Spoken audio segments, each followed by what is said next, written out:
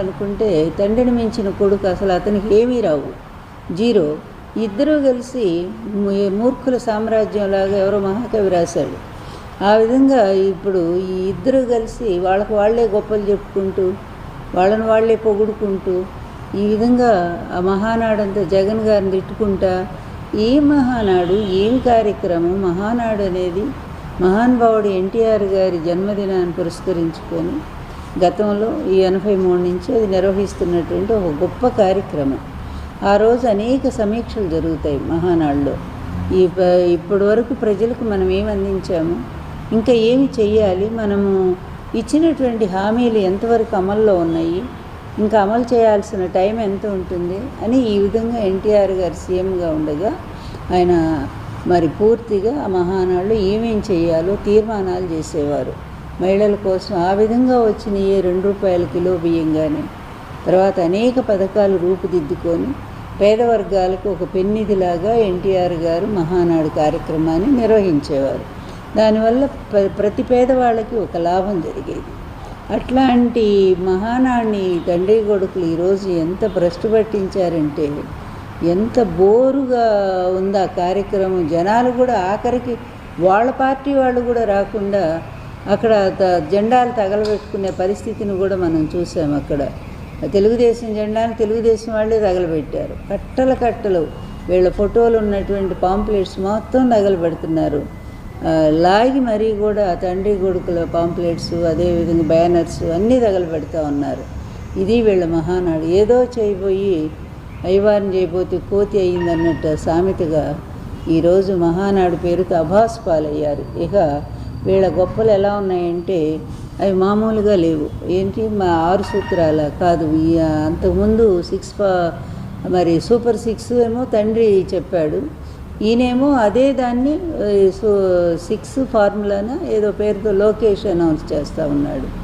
ఏంటంటే అవి ఏంది యువతకు ప్రాధాన్యత ఇవ్వటం, కార్యకర్తలకు ప్రాధాన్యత ఇవ్వటం, మహిళలకు అందులో కొత్తదనం ఏమన్నా ఉందా? మీ నాన్నగారి ఎలక్షన్స్ ముందు ఇచ్చినటువంటి అవి ఎంతవరకు ఇంప్లిమెంట్ చేశారు మీరు? అది కదా చెప్పాల్సింది. మేము ఇప్పటి వరకు కూడా ఇదిగో ఇన్ని పథకాలు మేము ఎలక్షన్స్ ముందు ప్రజలకు మాట ఇచ్చాము, వచ్చిన తర్వాత ఇవి మేము చేశాము అని చెప్పాలి కదా. అమ్మఒడి లేదు, అమ్మఒడి బదులు మాతృవందనం అని పెట్టారు, అది పోయింది. అదేవిధంగా జగన్ గారి టైంలో నాడు నేడు కింద విద్య ఎంత బాగా పాఠశాలలు రూపుదిద్దుకున్నాయో, విద్యా వ్యవస్థ ఎంత ముందుకు పరుగులు తీసిందో, ప్రైవేట్ స్కూల్స్ని అధిగమించి గవర్నమెంట్ స్కూల్స్ నడిచినాయో అవన్నీ కూడా వీళ్ళు చెప్పుకుంటున్నారు. ఎంత సిగ్గుమాలిన వాళ్ళండి తండ్రి కొడుకులు ఇద్దరూ కూడా. సంక్షేమ పథకాలట భారతదేశంలోనే నంబర్ 1గా ఈయన అమలు చేస్తున్నాడట. అది జగన్ గారు చెప్పాల్సిన మాట. జగన్ గారు అమలు చేశారని చెప్పాల్సిన మాటని ఈయన అది తీసుకొని అన్ని ప్రతిదీ అంతే కదా. ఆయన తీసుకొచ్చిన పరిశ్రమలు వీళ్ళు వెళ్ళటం, అక్కడ ఫోటో దిగటం, ఇది మేమే తీసుకొచ్చామని చెప్పటం. ఇంత అభాసు పాలైనటువంటి ప్రభుత్వము, ప్రజలకు ఇచ్చిన హామీలను అమలు చేయటంలో విఫలమైనటువంటి ప్రభుత్వం గతంలో ఎప్పుడూ చూడలేదని ప్రజలు ఎంత ఈసడించుకుంటున్నారంటే, ఇక అన్నిటినీ మించి ఏంటంటే వీళ్ళ పరాకాష్ట, హీన స్థితికి పరాకాష్ట చెప్పాలంటే, వీళ్ళ బలహీనతలకి మరి వీళ్ళ నీచత్వానికి పనికిమాలిన రాజకీయానికి ఒక పరాకాష్ట స్థితి ఏంటంటే ఎన్టీఆర్ ఆత్మ మాట్లాడుతుందని చెప్పి ఆర్టిఫిషియల్ ఇంటెలిజెన్స్తో ఒక కార్యక్రమాన్ని రూపొందించి అదేదో చాలా గొప్పగా ఈ తండ్రి కొడుకుల్ని పొగిడించుకోవటం. ఏమండి, ఎక్కడ ఎవరైనా నమ్ముతారా? ఇది తెలుగుదేశం వాళ్ళైనా నమ్ముతారా? ఎవరైనా నమ్ముతారా? ఎన్టీఆర్ గారు చివరి వరకు అల్లుడితో ఎంత విభేదించారో, ఎంత కొట్లాడారో, మళ్ళీ నేను అధికారానికి రాని నిన్ను అండమాన్ జైలుకు పంపిస్తానని చెప్పి అంత తీవ్రంగా మాట్లాడారు. ఈయన ముఖ్యమంత్రి అయ్యి మరి ఈయన ఆశీస్సుల కోసం వస్తే ప్రమాణ స్వీకారం చేశాక తలుపులు కూడా తీయలేదు ఎన్టీఆర్ గారు. అంత పౌరుషం ఉన్నాయన.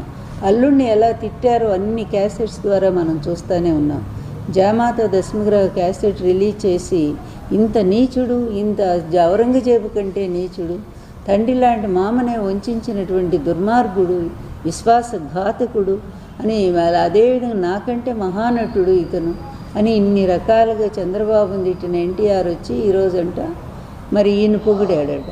అదేవిధంగా లోకేష్ అంటేనే ఇప్పటికి కూడా ఒక లీడర్గా ఎవ్వరూ గుర్తించరు. అట్లాంటి వాడిని తీసుకొచ్చి నా మనవడు వారసుడు, ఈయన మనవడు ఎట్లా అవుతాడండి? కూతురు కొడుకు మనవడు అయితే వరస అవుతాడు తప్ప వారసత్వానికి మనవడుగాడు. మన సంప్రదాయంలో కొడుకులే కదా, ఇంటి పేరు ఎవరికి ఉంటుందో వాళ్లే కదా వారసులుగా చెప్పుకునేది, ఆస్తులకు కానీ దేనికైనా సరే. అలాంటిది ఎన్టీఆర్ కుటుంబంలో వాళ్ళు నందమూరి కుటుంబంలో నుంచి ఎవరైనా అవుతారు.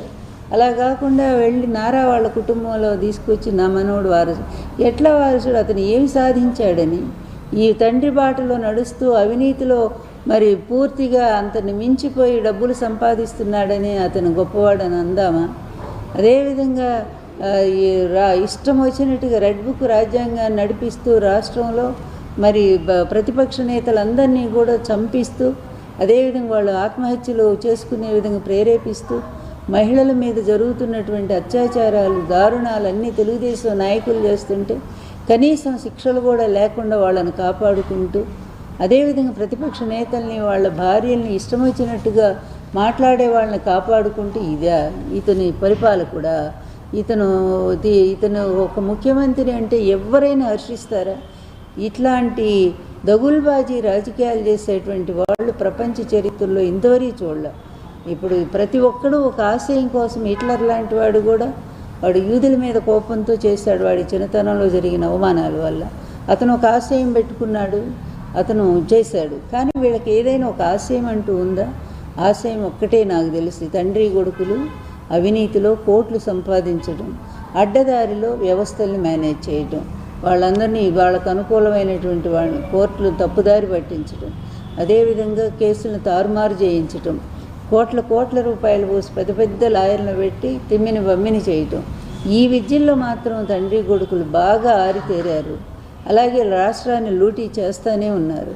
అందువల్ల మహానాడులో వీళ్ళు ఏమైనా చేసిన గొప్ప పని ఒక్కటైనా ఉంటే దాని గురించి చెప్పుంటే బాగుండేది. కడపలో మహానాడు పెట్టడమే గొప్పగా భావిస్తున్నారంటే ఒక 20,000 మంది పోలీసులు పెట్టుకొని చుట్టూరా కూడా అక్కడ జనమేమో రాలేదు, పోలీసులే ఎక్కువ కనిపిస్తూ ఉన్నారు.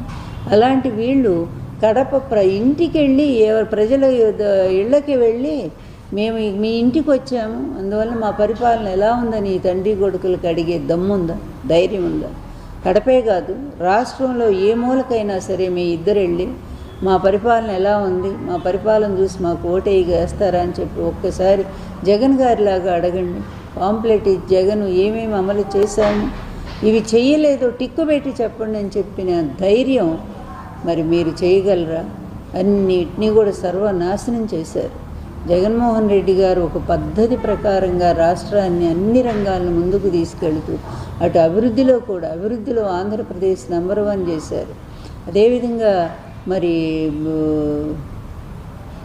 జిఎస్టీలో కూడా ఆంధ్రప్రదేశ్ నంబర్ 1 అయింది, పోలీస్ వ్యవస్థ నంబర్ 1, రైతు భరోసా నంబర్ 1, తర్వాత చేయూత నంబర్ 1, నాడు నేడు స్కూల్స్ నంబర్ 1, ఇలా చెప్పుకు అమ్మఒడి నంబర్ 1.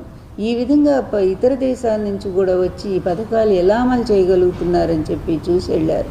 కరోనాలో కూడా హాస్పిటల్స్ అప్పటికప్పుడు ఏర్పాటు చేసి నిజంగా ప్రజలను ఆదుకున్న తీరు ప్రపంచమంతా హర్షించే విధంగా ఉంది. దేశం కూడా ప్రధాని మెచ్చుకున్నారు, అందరూ మెచ్చుకున్నారు.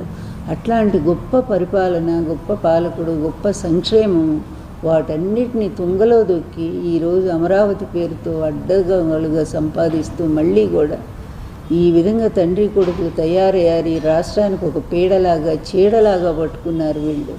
అందువల్ల వీళ్ళ గెలుపు కూడా మామూలు గెలుపు కాదు, అడ్డదారిలో గెలుపు అని ప్రజలందరూ చెప్పుకుంటూనే ఉన్నారు. అందువల్ల ఎప్పుడు ఈ పీడ తొలగిపోతుందా అనుకుంటున్నారు. అది మహానాడు కాదు, ఒక ప్రజలకి అది వెన్నుపోటు నాడు అని చెప్పుకోవాలి. ఎన్టీఆర్ని వెన్నుపోటు పొడిచి ఎట్లా పార్టీ లాక్కున్నారో అదేవిధంగా ఈరోజు కూడా మరి ప్రజలను వెన్నుపోటు పొడిచి హామీలు ఇస్తామని చెప్పి మాట ఇచ్చి ఈరోజు ప్రజలను వెన్నుపోటు పొడిచిన వెన్నుపోటు నాడుగా దాన్ని చెప్పుకోవాల్సి ఉంటుంది. ఎక్కడి మహానాడు, ఎక్కడి ఎన్టీఆర్, ఎక్కడి చంద్రబాబు, ఎక్కడి ఈ పీడనాడు చెప్పుకోవాలంటే ఇదొక మహానాడు కాదు, బోరునాడు. బోరు కొట్టించింది వాళ్ళ పార్టీ వాళ్ళకే బోరు కొట్టింది. అందువల్ల అట్లాంటి ఈ కార్యక్రమం అట్టర్ ఫ్లాప్ అయింది. అది